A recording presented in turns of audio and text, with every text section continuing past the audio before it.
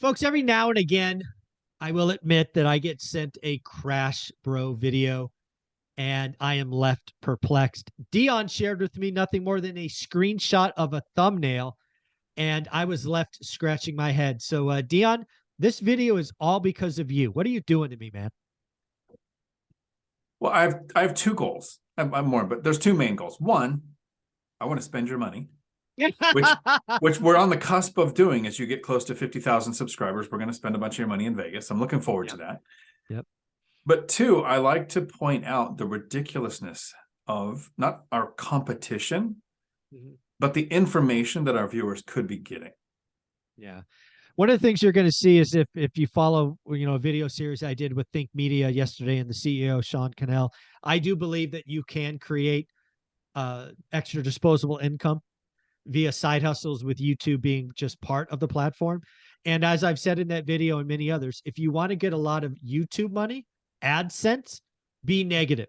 Crash Bro, be a doomer. And this thumbnail you sent to me, I'm just going to read the headline and then the text of the thumbnail. The worst housing crash in 100 years has just started.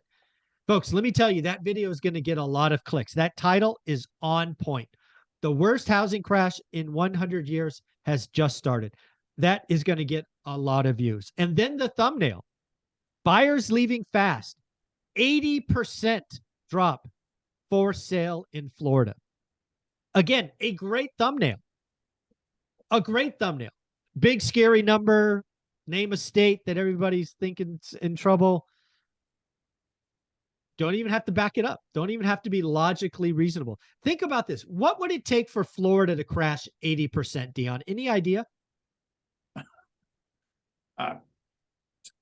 Water levels to rise about 30 feet and literally 90% of the state to go underwater. Something like that. Exactly. And again, would that happen fast?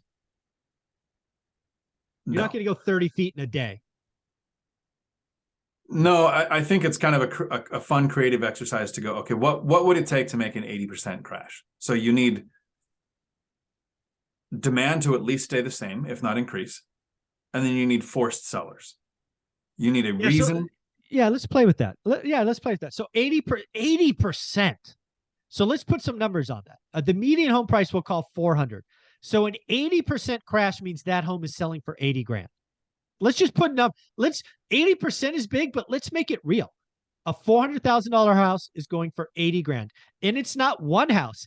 It's all $400,000 houses going for 80 grand.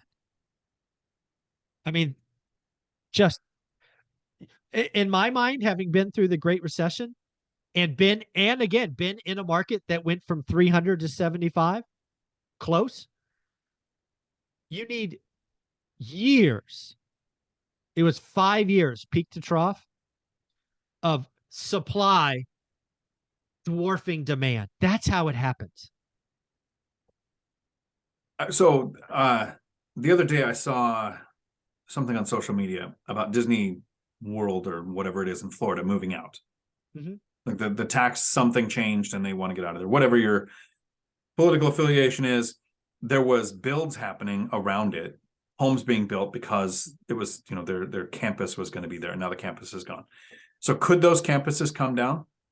Maybe, but 80%? Yeah. I mean, unless, I don't know if you're familiar with them, but unless like all of the Sharknado movies came to real life and happened in Florida, there's a Chernobyl-like event, maybe? That's exactly right. It would have to be some kind of bad thing that happened that made it unlivable for a long time. But I do think there are problems in Florida. It's not like I'm not a bull on Florida. In fact, I think of all the states, Florida is in some trouble, right? They've been running so hot for so long. You've eventually got to pay the piper. So it's not like I'm a Florida bull. In fact, I think Florida has some pain in front of it. And I think I can say that with some confidence. Why? Because insurance rates are skyrocketing. I'm hearing from people who have roofs that are 15 years old, and insurance companies are like, replace the roof or we're not insuring you. Owning a home in Florida, especially on the water or the shore or whatever you call it there, it's getting ridiculously expensive, which is going to cause people to stop buying. It's going to cause some people to become forced sellers. That will be a 10, 15% adjustment but that's not going to be 80. There's plenty of money in the country that wants to live in Florida. It's not going to be an 80% fall, even with that. So I think you nailed it when you said, look at the title and the thumbnail. Those are very well done. And I don't want to go too much into detail, but if people literally just use the words that we talked about, they'll be able to find the channel. You can look at the channel, and he was getting somewhere between 200 and maybe 2,000 views per video. And then he talks about the housing market crashing in Florida, and you get 55,000 views on a video. Yeah. If you want to help yourself, you tell people what they want to hear. If you want to help people, you tell them the truth. This is a person who's choosing to tell people what they want to hear. They want to hear that a crash is coming, that a crash has been coming every 2 days for a decade. Here's the new reason why. It's okay for you not to take action. It's okay for you to wait. All the while, the investors are making hundreds of thousands of dollars in appreciation, hundreds of thousands of dollars in cash flow. And the investors are hoping for a crash just as much as the people who haven't taken action. You know what? I incorrectly assumed that title would be unique. It is not unique. Graham Stephan, the worst housing crash just started 10 days ago, 271,000 views. And I love his channel. Graham's good stuff. I do. He knows how to make a title, and he knows how to make a thumbnail. I've watched his videos though, and here's with Graham. Here's how bad the housing crash could be, but here's about 10 reasons why it's not happening. Like, exactly. He's smart. He does the he gets title you into the video, and then he does it. The only reason I haven't done something like that is I feel it's kind of clickbaity. But he's at a level where it's not really clickbait. You know he's going to tell you, here's why it's not happening. But he got you in the video with a good thumbnail. Yeah. So again, I want to put this in context because I did invest through the worst housing crash. Again, the worst calendar year was negative 8.9 for the nation. I was an active buyer before, during, and after that. I have receipts. I have experience. And I want you to realize that a housing crash is never a single year. I think that's another thing a lot of people get wrong. Right? They talk about 30 or 40% in a year. That is hard to do. There's something called price elasticity that you should go look up. It basically means prices are sticky, especially on the way down.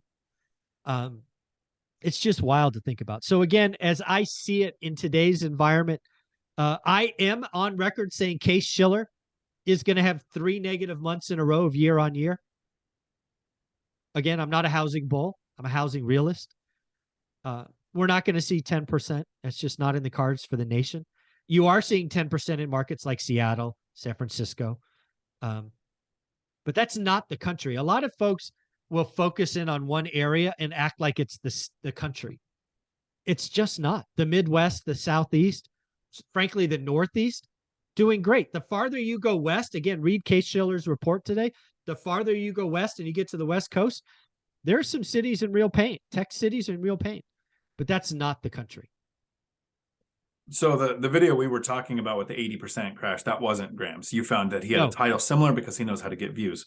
Yeah, that wasn't a Graham's, no. There are people watching Crash Bros videos for somebody who lives in their basement of their parents, has never owned a rental, and is talking about why owning rentals would be bad. Versus in 2021, there was a lot of talk about the massive crash that's coming because when forbearance ends, all the foreclosures are going to spike and there's going to be a massive crash. So in 2021, I bought a duplex. In 2022, most people were agreed that we were coming into a recession. We actually had a bet. I said it would be first quarter. I think you said Q3 or 4. Matt said Q3 or 4. They changed the definition to technical recession to where that the declining GDP wasn't enough to do it. So in 2022, when not everyone, but most people thought we were heading into a recession, I walked away from a 6-figure job that I really liked and retired. So we're in 2023, and there are people putting out, there's an 80% crash coming. There's a biggest housing crash ever coming when there is no supply, a ton of demand, interest rates are high. So yes, transactions are crashing, but prices aren't. I'm under contract for my next duplex. That's where I would want to get my information from. Somebody like you. In the last 3 years, with all of this stuff going on, and the crash is right around the corner, you do 56 flips. Yeah. You say, and I increased my cash flow by over 10 grand by refining debt to lower rates. Thank you. Easy Right, money. exactly. So if you want to take action and you want to reach financial freedom, monitor where you get your information from, and avoid the people that are giving you a warm and fuzzy to say that it's okay for you not to take action, because what you're waiting for is a couple of months away. Yeah. In the end, folks, I will never give you permission to do nothing. I am not telling you to buy. In fact, telling you to buy is a stupid decision that I would tell no one. I am asking, imploring, begging for you to do the work. That's all I want. If you do the work, you may be able to find a great deal or a good deal, but you'll never know until you take your shot. Stop sitting on the couch being sheep or lemmings being fed by this toxic garbage. Dion, where can people find you? Right here on YouTube, Dion Talk Financial Freedom. Thank you, buddy.